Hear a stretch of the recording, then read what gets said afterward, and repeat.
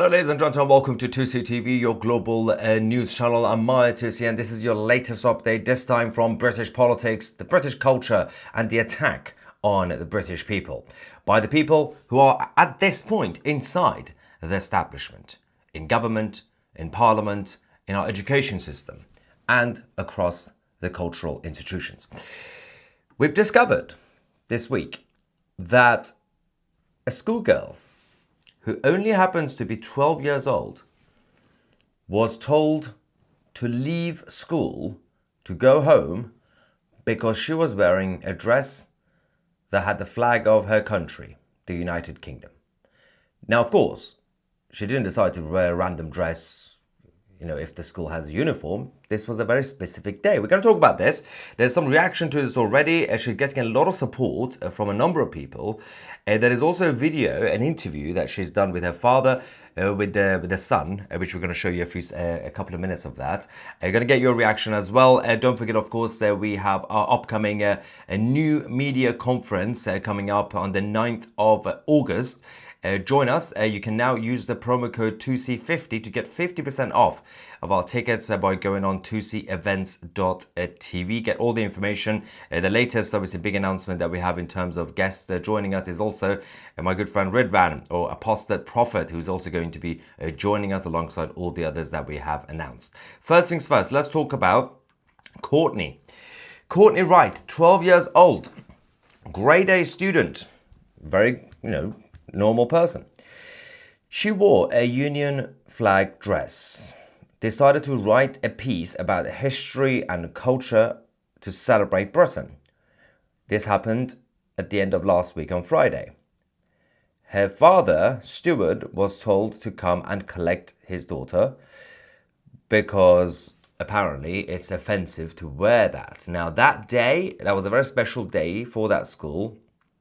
The idea was to get students to celebrate their culture and all the different diversity and everything else. If you're from France, you could have some sort of French symbol. If you're from, Gaza, you could have the Palestinian flag.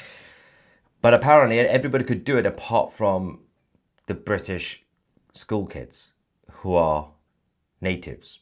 You're not allowed to celebrate your culture. Everybody else is allowed to celebrate their culture. Things escalated from here. Now, the information about this, there was a letter that was sent to parents saying that the day was designed to promote inclusion, understanding, and appreciation of different backgrounds, traditions, and heritage.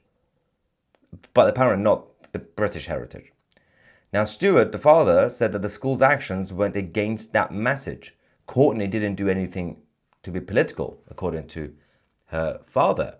And is right. There's absolutely no evidence that this 12-year-old girl was doing any sort of, let's just say, far-right political activity in school, okay?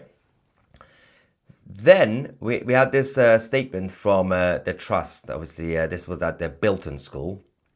And the Stowe Valley Trust spokesman said that at Bilton School, we are proud of the diversity of our students and the rich heritage they bring to our community.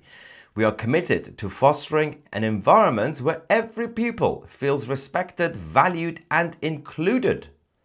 Again, everybody and everybody's culture is apart from the British. Now, meanwhile, the same establishment in general, because the whole thing has been infiltrated over the last few decades, they are absolutely fine to use British taxpayers' money to promote diversity of other cultures and other values, even if those values don't align with the British values. BBC, for example, used British tax money to promote the New Comedy Awards 2025. And these memes have been going around for a reason, by the way. There's been a lot of memes about this. There's been a lot of jokey pictures like this about this. Do you know why? Because that's exactly what they've been doing. Now, there have been different versions of the meme, like caricature of someone with a Palestinian flag being a, for example, a trans woman, or someone who's basically Islamic, or someone who's this, who's that. Because that's exactly what they're doing. You go to these comedy awards, you go to these other events which has been used by British tax money, and they promote every single other identity and behavior and attitude except for the British public. Now, and we're specifically talking about the Anglo-Saxon Brits in England, for example. They celebrate other cultures. Now, Courtney and her father, Stuart, did speak out about this to the Sun. Let's quickly go to that because we have some other updates about what Courtney is going to be doing. Culture Day, I decided to wear my Union Jack dress to represent the music and the nationality where I come from. It made me feel proud, it made me feel confident. All my friends were saying, oh my god, what a great dress. I walked in and my teacher was like, oh, is that like Ginger Spice? I was like, yeah.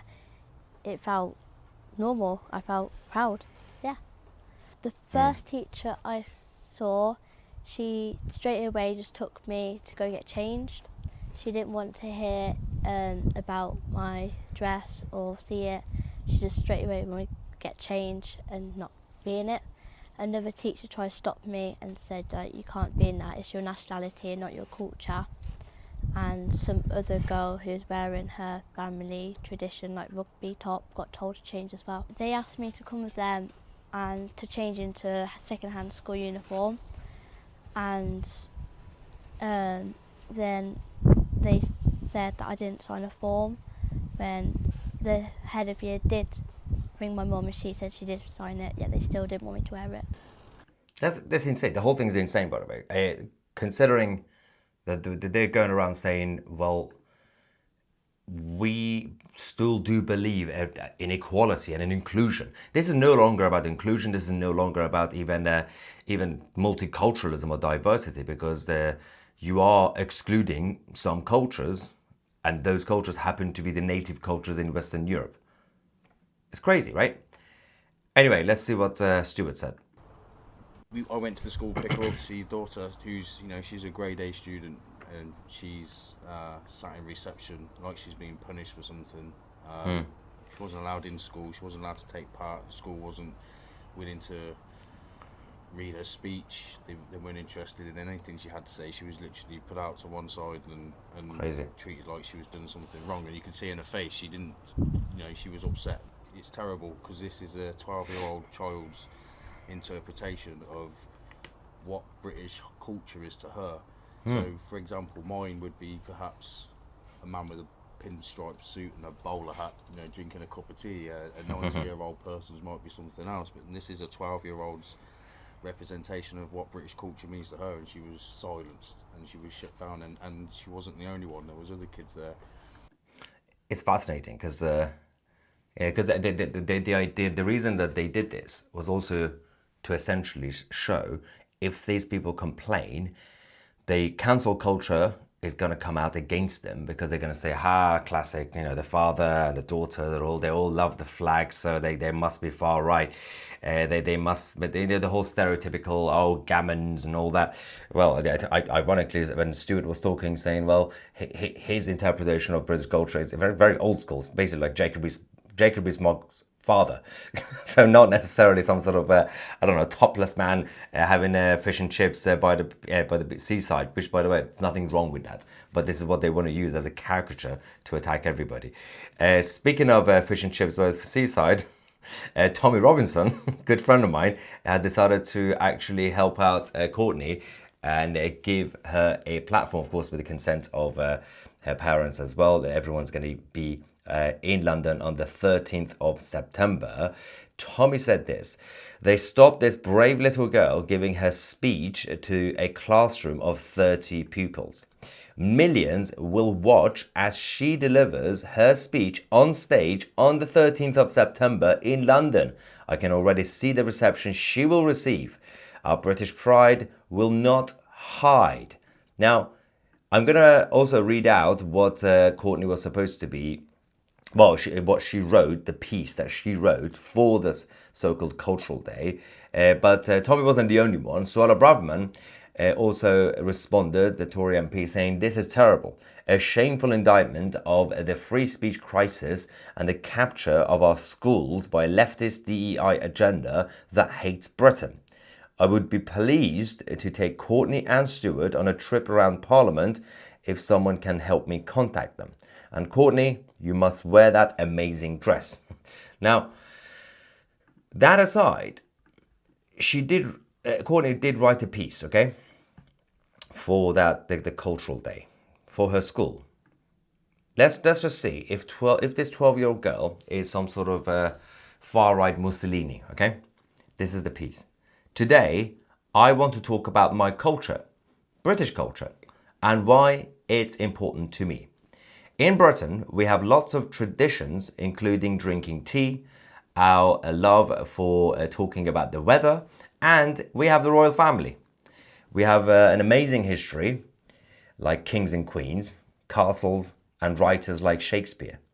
It's also modern, diverse, and always changing, with music, fashion, and food from all around the world blending into daily life. And let's not forget fish and chips. It's also the way we speak, our humour, our values of fairness and politeness, and the mix of old traditions and new ideas. But sometimes at school, we only hear about other cultures, which is great because learning about different countries is interesting and important, but it can feel like being British doesn't count as a culture just because it's the majority for now. I think culture should be for everyone, not just for people from other countries or backgrounds. Being British is still a culture and it matters too. It's part of who I am. So let's celebrate all cultures, whether they come from far away or right here at home. This is a very middle of the ground, great sentiment written by a 12-year-old girl. Now, apparently this is dangerous, what she wrote. And the dress was dangerous. I mean, I think you can make up your own mind what you think of what she wrote, but even if she had written something that was a little bit more, I don't know, politically incorrect or wrong, it's still a 12-year-old child, for the love of God. Anyway, so I was wondering if you guys, let me see some reaction from you guys first. Super chat to set up shop in on the Principality of Sealand. Thanks for that. Let's get some non-super chats, then I'm going to go to the members of 2CTV Plus. Stephen says, know your heritage and who you are. I agree.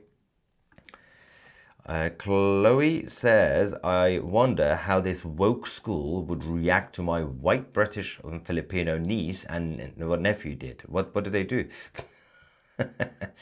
Jenny says, major respect to this lady. I would be proud if I were her mama. Yes.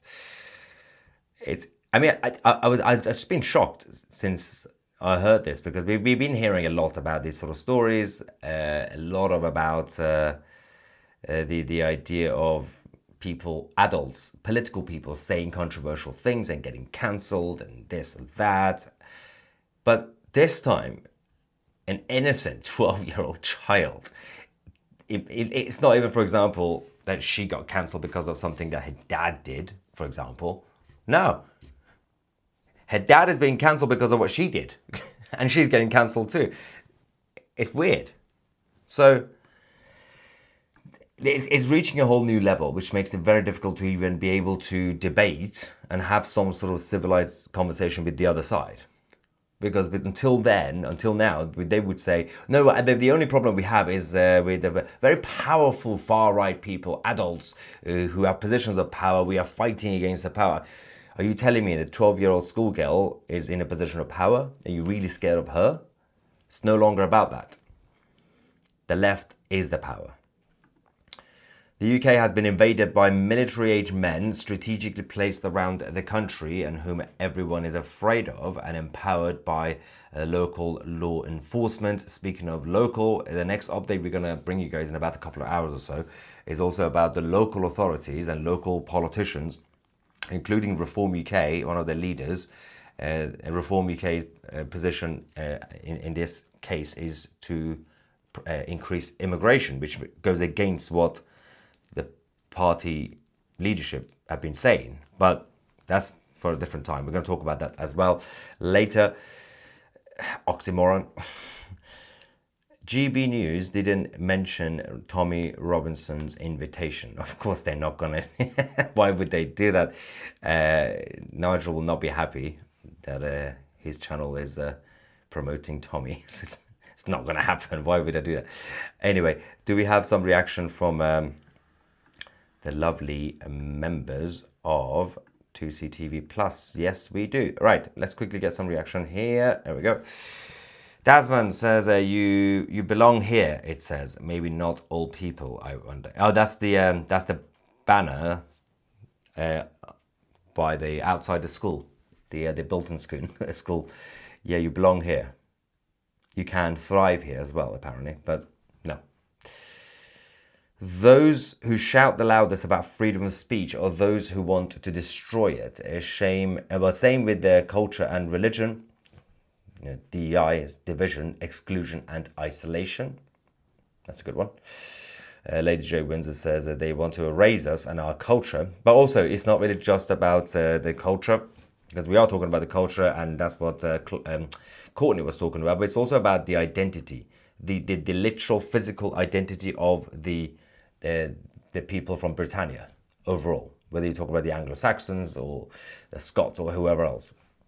The idea is an anti identity attack. It's a racist, anti-white racist attack because of what they think being a white Western European represents. They think it's all about power and oppression. They make it sound like every successful civilization and powerful group of people were from the beginning white Western European. No, it's only the last few centuries that the Western white Europeans managed to come up. Back then, way before, about 2,000 years ago, they were living in villages, using their hands to eat.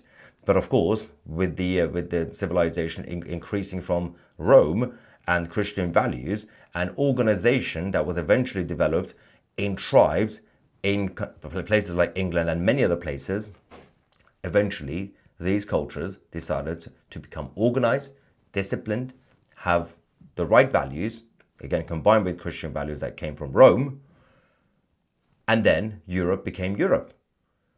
Before that, you had, of course, the ancient civilizations. You had Rome, Greece, Persia, and all the others. Relatively Egypt, they were organized, but not always civilized.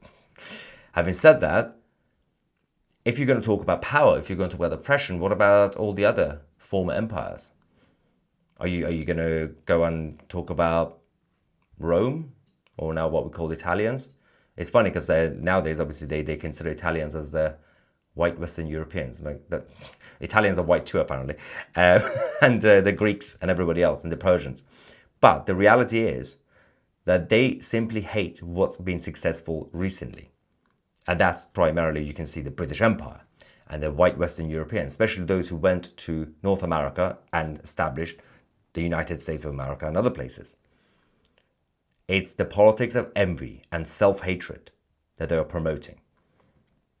Anyway, Luke says, so the school set up a day to promote inclusion, understanding and appreciation of different backgrounds, traditions and heritage, and then exclude a pupil by segregating her from the rest of the school. Yeah, they don't even... I do wonder if they can see the irony in that, or if they can, in their own head, justify it.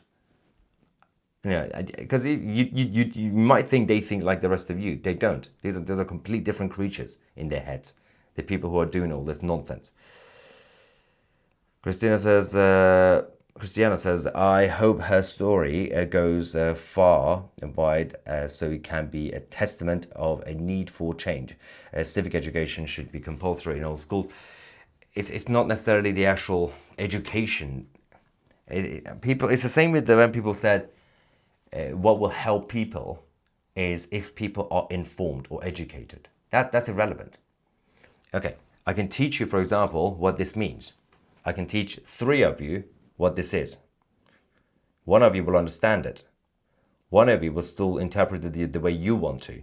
And you go out to the world saying this is a blue Samsung headphones, even though it's a white Apple AirPod, right? And then the other person won't even remember what I told them. So the concept of just giving people education or informing people is not good enough. You have to ensure you have a mechanism, and that also goes combined with the schooling, but also parents, good parenting in good communities, to ensure you're not just giving people education, like, in this case, civic education, or people say we need to teach people the Constitution or the history of Britain. Like, how's that going to help anybody? We've been doing some of it already. We teach people maths and English, literature. Half of them don't remember, the other half don't know actually.